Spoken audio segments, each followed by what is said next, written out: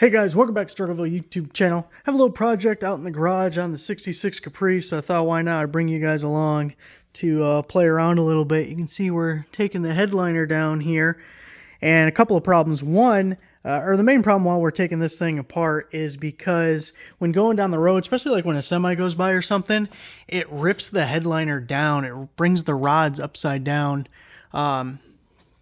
And one, it's stretching out the headliner, but also then it looks terrible because it looks all baggy, kind of like it does now, even though now I have it more taken apart.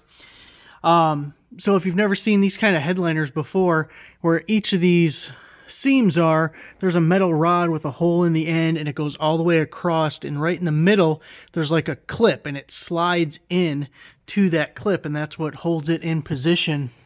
The original problem with this headliner is this is a 66 Caprice, which is like lesser known than the Impala. Otherwise, they are very similar cars.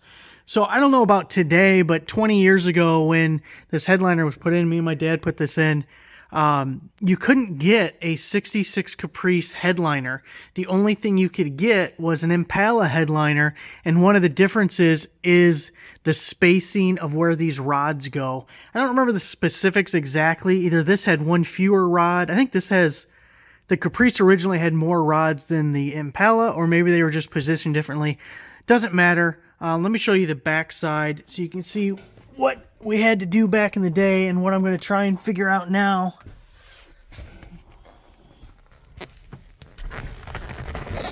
Oh. So we look back in here. Whew.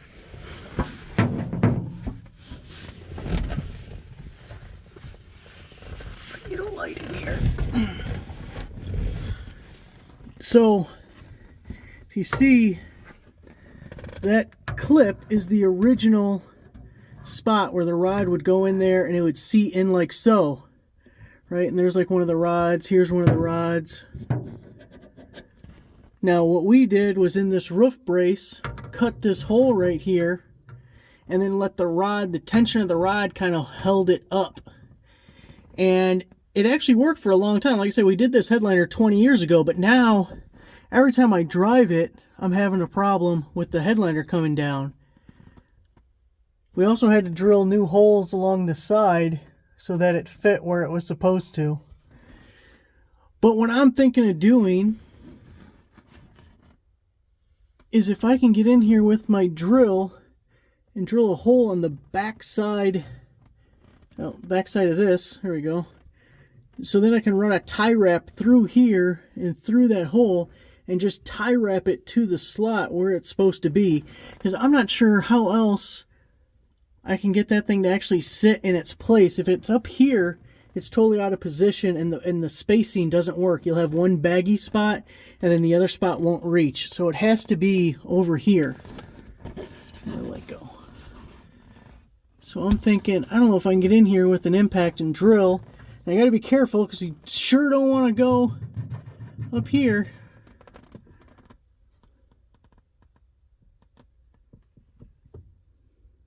And then we'll have to figure out something to do for this next one too.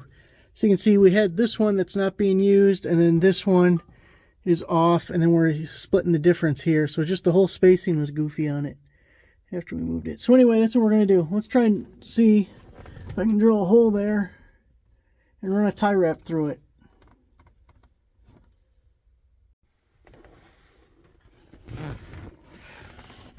So I was able to drill that hole.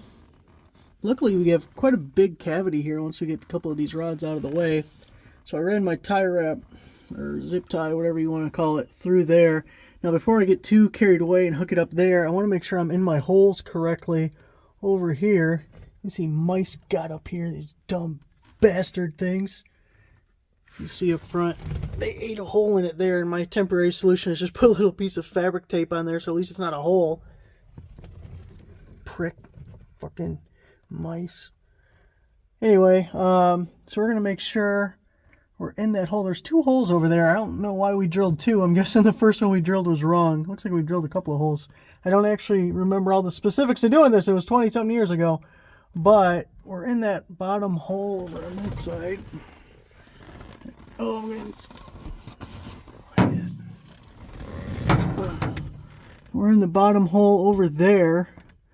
So I should be able to just swing this thing up into position. Of course, I don't know if I can do it for you guys one-handed. See, the idea would be to get that like so, get the head of this through the, oh, what's the name of that when you go through that? Oh God, there's a name for this.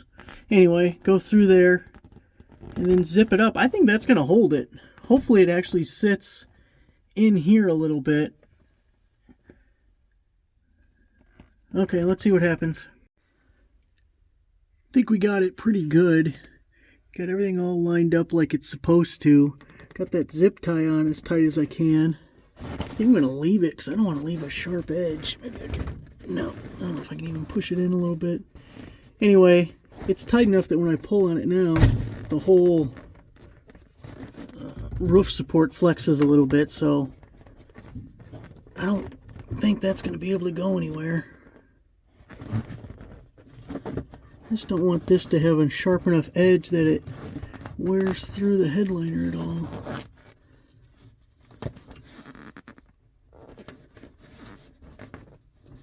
Fold this thing up or something. I don't want to cut it because it'll be sharp. I don't know. I'll mess with that a little bit. But then we still have one more to do. But I should be able to do the same concept to just drill a hole next to this and then run the tie wrap through, and hopefully that still works. We're making progress though. I don't even know if I can get the camera to focus on this. Come on, camera, really?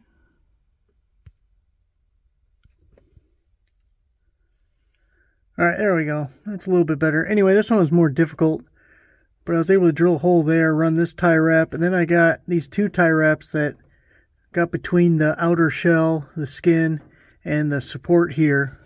And hopefully that holds it all in. And we already got these corner ones in.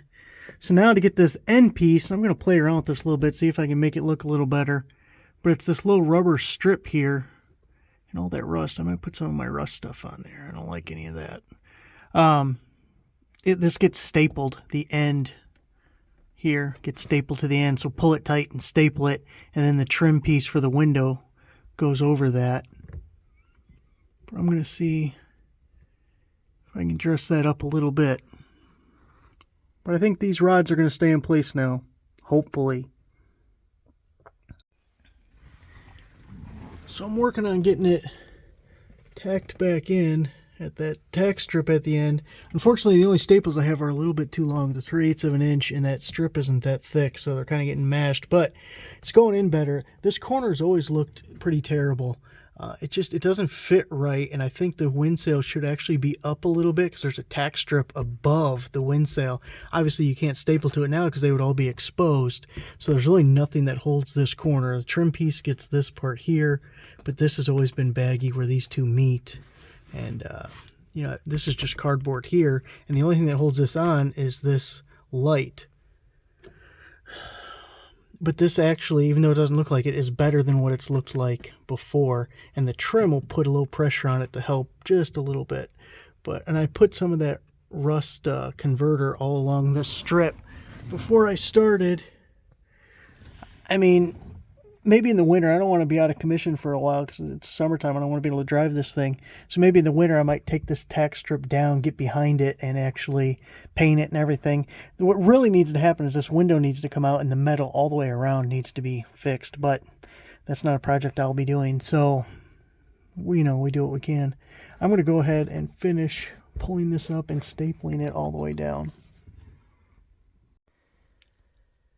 Got it all buttoned back up. Took a little dinner break, so I don't remember what the last clip we had, but I stapled all along that line there and then put the new screws in.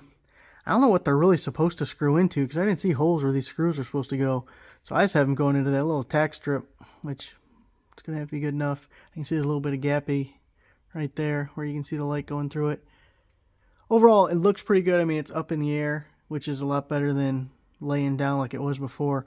Over here, it looks kind of goofy and it's tapering down, but I don't know why, because the rod is in its right spot in the center and it's seated in this hole, and it didn't used to look like that, but I don't know what's causing it. And I don't know if maybe just because it's flipped down. I mean, this has happened like 20 times now where the wind has got up and underneath this thing and ripped the whole thing down, and maybe that's just kind of stretched it out, or I don't know, because I think it's in the exact same spot that it was back when it looked fine. But it's back up in the air, and as far as I'm concerned, it looks pretty good. So there you go, a little project out in the garage today. Thanks for watching.